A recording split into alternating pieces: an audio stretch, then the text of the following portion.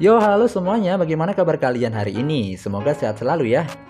Oke, setelah di video terakhir kita kan udah bahas film Orphan yang tayang di tahun 2009. Nah, kali ini kita akan bahas prequel dari film Orphan yang kemarin, di mana film ini berjudul Orphan First Kill, yang baru aja rilis di tahun 2022 di bulan Agustus kemarin. Di film ini akan menceritakan latar belakang seorang Lina atau yang kita kenal sebagai Esther, dan bagaimana caranya dia bisa mendapat nama Esther serta bagaimana dia bisa sampai di Amerika dan melakukan hal-hal yang sangat wadidaw. Oke, biar nggak tambah penasaran ngapain aja sih Lina sebelumnya, tanpa basa-basi panjang lebar kali tinggi, langsung saja kita gas kuy.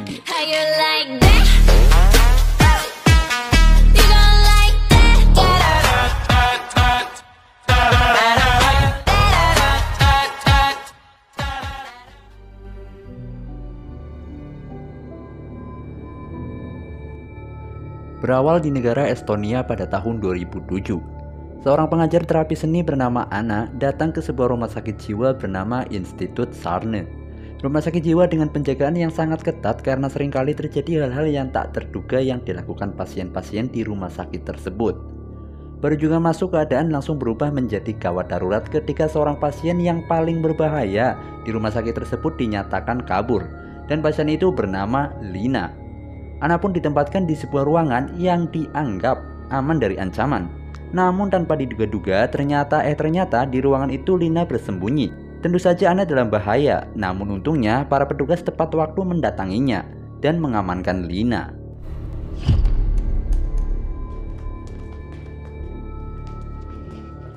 Anna pun diberitahu siapa sebenarnya Lina. Lina adalah seorang wanita usia 30-an namun mengalami kelainan kelenjar yang membuatnya terlihat seperti bocil. Lina yang sangat brutal dan barbar berusaha melepaskan ikatan pada leher dan tangannya dengan paksa, dan itu membuat Lina mempunyai luka pada leher dan tangannya. Walaupun Lina mengalami kelainan, namun Lina adalah seorang yang suka memanipulasi dan seorang penipu ulung. 2 tahun sebelumnya Lina diadopsi sebuah keluarga, namun pada akhirnya keluarga tersebut berakhir dengan tragis, hingga akhirnya Lina ditempatkan di rumah sakit jiwa tersebut. Jadi jangan sampai Anna menganggap remeh seorang Lina. Saat itu ada sesi melukis dan Lina tiba-tiba menawarkan sebuah permen ke seorang pasien lain. Dan di sini pasien yang bernama Iti langsung bertindak brutal dan coba menyerang petugas. Namun seketika Iti menjadi tenang kembali ketika Lina memberikan permen yang dia tawarkan. Anna yang melihat itu sangat terkejut dong, dan di sini bisa kita sadari ya kalau Lina sedang menunjukkan pengaruhnya dan betapa mengerikannya Lina di rumah sakit jiwa tersebut. Saat itu Lina mendapat paket sebuah gaun dari seorang penjaga, dan Lina yang tahu kalau penjaga ini menyukainya langsung memancingnya agar mau masuk ke dalam. Lina menawarkan hal yang menarik untuk penjaga, dan tahu sendirilah ya otak pria mesum gimana. Penjaga itu pun masuk ke dalam, namun bukan kenikmatan yang dia rasakan, namun kematian yang dia dapatkan. Lina dengan otak liciknya dapat kabur dari ruangannya berkat kartu akses dari si penjaga.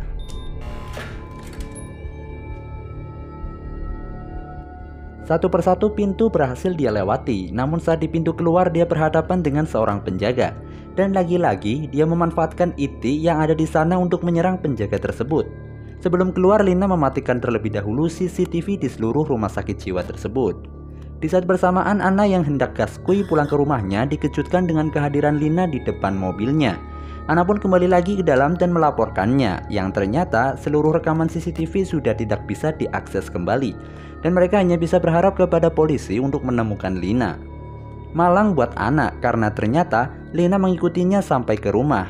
Dan di rumah Anna juga Lina mulai mencari berita tentang anak hilang umur 9-11 tahunan. Dan dari sekian banyak berita anak hilang, ada seorang anak bernama Esther yang wajahnya hampir mirip dengan Lina. Sejak saat itulah Lina mulai menempatkan dirinya sebagai Esther, si anak hilang. Dan sebelum meninggalkan Anna, tak lupa Esther menghabisi Anna tanpa rasa bersalah. Lina ditemukan seorang polisi dan Lina mengaku kalau orang tuanya berada di Amerika. Dan Lina mengaku kalau dia adalah Esther. Oke, dari sekarang kita panggilnya Esther ya. Gaskui kita ke Amerika, di mana sebuah keluarga bernama Ellen, Tricia, dan Gunnar sebagai anaknya. Suami istri ini adalah orang tua dari Esther, si anak hilang yang belum ditemukan. Ellen masih belum bisa menerima kepergian Esther sampai saat ini. Saat itu pula datang seorang detektif bernama Donan. Dia adalah detektif yang menangani kasus hilangnya Esther, dan detektif Donan memberitahukan bahwa Esther telah ditemukan. Dan di sini Tricia terlihat cukup kaget mendengar hal itu. Tricia pun gaskui ke Rusia untuk menjemput Esther KW karena menurut keterangan Esther diculik seorang wanita dan dibawa ke Rusia untuk dirawat seperti anak sendiri. Walaupun Esther yang sekarang cukup berbeda, namun hal itu cukup maklum mengingat sudah 4 tahun Esther menghilang. Saat dalam perjalanan pulang ke Amerika, Tricia mengingatkan kembali anggota keluarganya, dan karena ketidaktahuan Lina, dia sempat salah ngomong dengan berniat menemui neneknya yang sebenarnya sudah meninggal. Itu membuat Esthernya merasa bego banget udah ngomong kayak gitu. Tricia merasa terkejut saat hendak melepas kalung penutup leher Esther karena dengan sikapnya Esther menahannya. Esther pun bertemu dengan keluarganya dan Esther terus membuat Tricia keheranan karena perilaku Esther yang sekarang sangat bertolak belakang dengan Esther yang dia kenal dulu. Sesampainya di rumah, Esther mendapat fasilitas yang luar biasa ya, karena orang tuanya adalah orang yang kaya raya dengan rumah besarnya. Esther pun sangat bahagia mendapat peluang untuk mencuri barang-barang yang mahal. Keesokan baginya, Esther dibawa ke seorang terapis bernama Dr. Segar. Yaps, kayak es nutrisari gitu, Segar. Di sini jiwa manipulatif Lina yang sedang berperan jadi Esther mulai keluar, di mana Lina menyudutkan orang tuanya yang selalu menekannya untuk menceritakan apa yang dialami Esther sebelumnya. Bisa dibilang Esther ini lagi mengadu domba ya. Di tengah obrolan, Esther mendadak mengalihkan topik obrolannya. Itu membuat Dr. Segar menghentikan obrolannya. Dr. Segar berdiskusi dengan Tricia tentang kondisi Esther, yang dimana Esthernya nggak boleh masuk ke dalam. Esther pun mencari cara agar dia bisa tahu apa yang sedang mereka obrolin, dengan cara menumpahkan es boba milik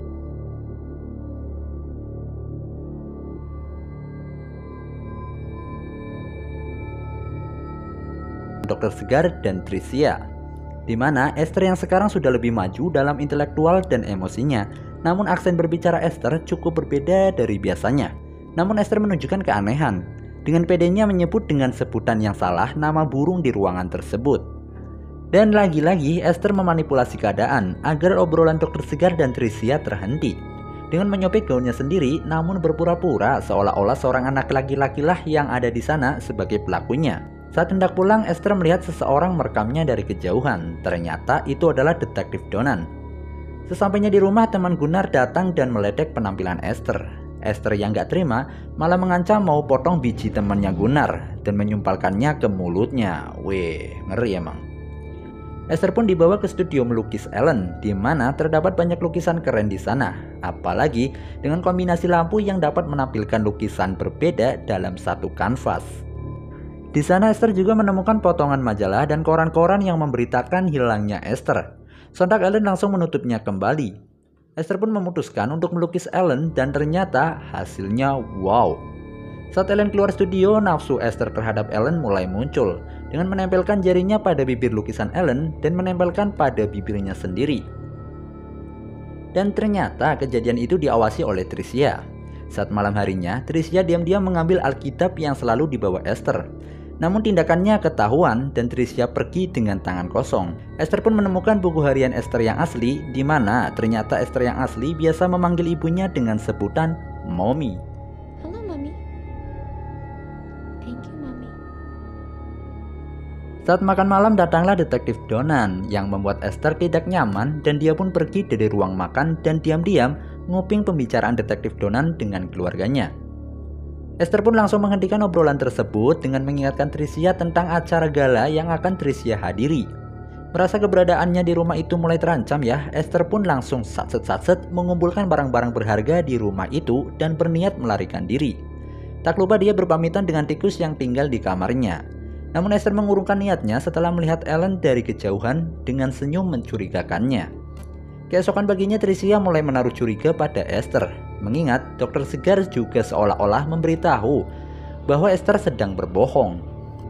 Sesaat sebelum berangkat ke acara gala, Ellen dan Tricia berniat melakukan esek-esek berhadiah, dan lagi-lagi Esthernya ngintip dari luar kamar. Karena kesal, Esther pun mengganggu mereka berdua dengan merobek gaun milik Tricia, hingga akhirnya gagallah esek-esek berhadiah pada malam itu. Ellen dan Tricia pun pergi dan Gunnar diberi tugas untuk menjaga Esther. Namun ternyata Gunnar udah ada party bareng teman-temannya, sedangkan Esther gabut nggak tahu mau ngapain. Esther pun coba ikut nimbrung, namun Gunnar dan teman-temannya ternyata sedang mengecek Esther. Tiba-tiba datanglah detektif Donan walaupun tahu Ellen dan Tricia sedang pergi. Namun sang detektif izin masuk untuk pergi ke toilet. Namun ternyata dia malah pergi ke kamarnya Esther dan mengambil piringan musik di kamarnya Esther. Mengetahui hal itu, Esthernya sangat kesal dan meletakkan Alkitabnya di atas kotak musik tersebut. Esther pun memanipulasi situasi dengan menyalakan shower agar orang tuanya mengira Esther berada di kamar mandi, yang padahal Esthernya gaskui mengikuti detektif Donan. Tricia yang sudah sampai di rumah membuka Alkitab milik Esther yang tergeletak di atas kotak musik. Dan betapa terkejutnya Tricia ketika melihat foto dirinya bersama Ellen, namun pada wajah Tricia terlihat sudah dicoret-coret. Ada juga sobekan koran tentang bantuan detektif Donan untuk mencari Esther. Tricia yang mengira Esthernya lagi mandi dibuat kaget karena ternyata Esthernya tuh nggak ada di sana. Sementara itu detektif Donan sedang mencocokkan sidik jari Esther melalui piringan musik yang dia ambil, hingga akhirnya dia mendapati fakta kalau ternyata sidik jarinya tidaklah sama. Tak lama setelah itu Esther pun muncul dan tanpa belas kasihan langsung menghabisi detektif Donan saat itu juga. Sebelum tewas muncullah Tricia yang tiba-tiba menembak detektif Donan hingga tewas. Nah lo, ada apakah gerangan? Dan ternyata Tricia sudah tahu kalau Esther ini telah menipunya. Tricia tahu kalau Esther yang di depannya adalah seorang wanita dewasa yang kabur dari rumah sakit jiwa. Dan Tricia juga mulai sadar kalau Esther ini punya rencana lain yang tidak dia ketahui, yang bisa membahayakan keluarganya pastinya. Esther yang sudah ketangkep basah pun meminta agar dia dilepaskan dan berjanji tidak akan menemui keluarga Tricia lagi. Tapi fakta yang sangat membagongkan kembali terungkap. Karena ternyata Esther yang asli sebenarnya tidak hilang, melainkan ada sebuah kejadian yang melibatkan Esther harus tewas gara-gara ulah Gunnar. Dan selama ini Tricia menutupi kasus tersebut demi keutuhan keluarganya. Dan kedatangan Lina sebagai Esther telah membuka situasi baru dalam kehidupan mereka. Jadi Tricia tidak akan melepaskan Lina yang menjadi Esther begitu saja. Dan tetap menjaga rahasia agar Ellen tidak mengetahui kejadian yang sebenarnya. Agar kondisi keluarga mereka tetap nyaman dan aman. Mengingat Ellen yang sangat menyayangi Esther. Tricia pun menuliskan email tentang cuti yang diambil oleh detektif Donan agar polisi-polisi lain tidak mencarinya. Sedangkan mayat detektif Donan dibuang di sebuah sumur yang diduga ada mayat Esther juga di sana. Saat di rumah, Tricia menceritakan tentang identitas Esther yang sebenarnya kepada Gunnar dan berencana untuk melenyapkannya namun tidak dalam waktu dekat. Pagi itu Esther tetap tinggal di rumah itu namun dengan suasana hati yang sangat tertekan. Mereka juga pergi ke dokter segar untuk melakukan konseling. Dan tentu saja Esther sudah tahu seluk-beluk keluarga tersebut karena sudah diberitahu oleh Tricia sebelumnya. Itu membuat dokter segar beranggapan kondisi Esther sudah mulai membaik. Malam itu akan ada tamu yang datang ke rumah. Dan lagi-lagi Esther mendapat asupan informasi-informasi tentang orang-orang yang akan dia temui. Dan tindakan apa yang harus Esther lakukan. Malam itu juga Gunnar datang menemui Esther dan menjelaskan bahwa Esther nggak usah macam-macam di rumahnya. Sekarang Esther sudah nggak punya kuasa untuk berbuat seenaknya. Dan nasib Esther sudah di tangan Gunnar dan Tricia. Tricia memberikan obat dengan dosis yang berlebihan pada makanannya Esther. Dan saat itu juga Ellen akan berencana keluar kota untuk memamerkan lukisannya. Esther yang berniat untuk ikut dilarang oleh Tricia karena katanya Esther sudah punya rencana dengan Tricia. Esther yang kesal karena dilarang ikut akhirnya masuk ke kamar dengan membawa makanannya. Namun Esther tidak memakannya, melainkan dia berikan pada tikus di kamarnya. Esther pergi ke studio Ellen untuk melukis bersama. Dan lagi-lagi Tricia memantau Esther dari kejauhan. Apalagi melihat Esther yang mencium tangan Ellen. Itu membuat Tricia-nya kesal. Tricia pun memberitahu Esther bahwa nggak usah berharap mendapatkan Ellen. Apalagi kalau dia tahu siapa sebenarnya Esther. Tricia pun pergi untuk melakukan esek-esek berhadiah dengan Ellen. Dan Tricia mengatakannya dengan keras di depan Esther. Saat hendak tidur, Esther mendapati tikusnya sudah mati setelah memakan makanannya. Esther pun sadar dong kalau Tricia berusaha membunuhnya. Keesokan paginya Esther membalas perbuatan Tricia dengan membuatkannya jus. Namun ternyata di dalam jus tersebut ada tikusnya yang sudah mati dong. Pagi itu Ellen akan pergi keluar kota untuk galeri lukisan. Semua orang mengantarnya, dan saat Esther melihat Tricia dan Gunnar berada di dekat rel kereta, Esther pun berusaha membunuhnya dengan mendorong mereka ke lintasan kereta. Namun usahanya digagalkan seseorang yang lewat di sana. Seperginya Ellen, tentu saja Esther merasa dirinya dalam ancaman. Esther pun coba melarikan diri dari Tricia dan Gunnar. Usahanya berhasil dengan membawa mobil, namun itu tidak berlangsung lama, karena dia ditangkap oleh seorang polisi dan diantarkan lagi ke rumahnya. Tak mau ambil resiko, Tricia pun coba melenyapkan Esther. Namun lagi-lagi Esther dapat melarikan diri. Sebenarnya Esther sudah tertangkap, namun Gunnar membantingnya jatuh dari tangga.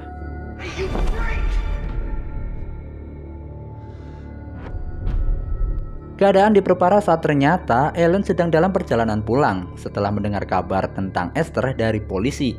Esther bersembunyi di studio Ellen, di mana Gunnar yang mengejarnya akhirnya harus tewas setelah Esther menembakkan crossbow ke dada Gunnar. Tidak sampai di situ, dengan kejamnya Esther menusuknya berulang-ulang ke tubuh Gunnar. Tricia yang melihat itu tentu saja sangat marah kepada Esther, dan terjadilah pergelutan antara mereka berdua di dapur, hingga akhirnya membuat kebakaran di dapur tersebut yang menyebar dengan cepat ke seluruh rumah. Esther lari ke kamarnya, namun Tricia dapat menemukannya. Esther pun nekat keluar kamar lewat jendela. Begitu juga dengan Tricia. Hingga akhirnya Ellen sampai di rumah dan melihat Tricia serta Esther yang sudah hampir terjatuh dari atap rumah.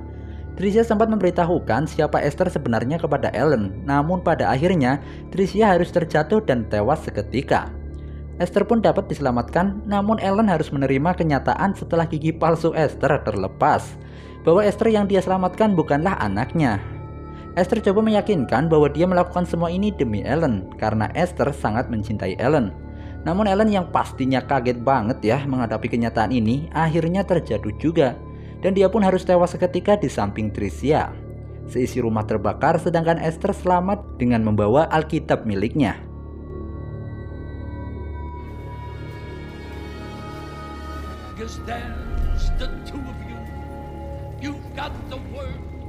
Di akhir film akhirnya Esther ditempatkan di suatu panti asuhan agar ada orang tua yang mau mengadopsinya. Selesai.